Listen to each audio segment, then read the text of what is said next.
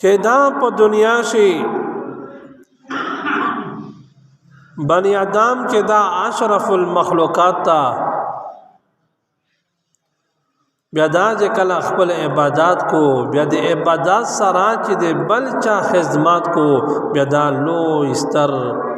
فضیلت تا د بنی آدم د پرا پیغمبر علیہ الصلوۃ والسلام نا چا پښتنه وکړه چې یا رسول الله په ټوله خلق شي بختار سړی کیمیو دا ټوله بنی آدم شه بهترین سړی دی الله تا ورخواش سړی بختار سړی سیکتا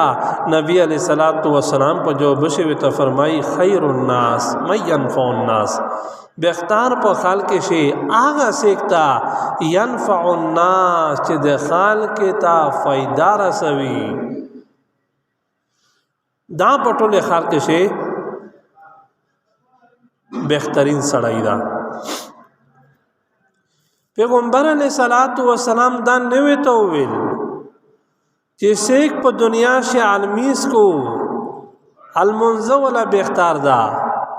نا پیغمبر علیہ الصلوۃ والسلام داس یا نوې ته ویل چې سیک زکات ور کوي بختار دا پیغمبر علیہ الصلوۃ والسلام داس یا نوې ته ویل چې سیک حج کو بختار دا چې سیک ذکر کو بختار دا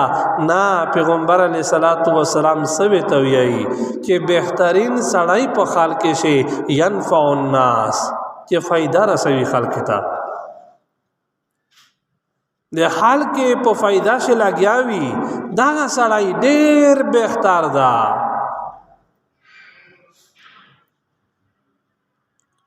مشو مویدت منه آغا سړی ته وکسي چې ظاهر جماعت ترسي په جماعت شي میس کو زکات ور کوي بیا مش په توی کې دا سړی دی بالکل دا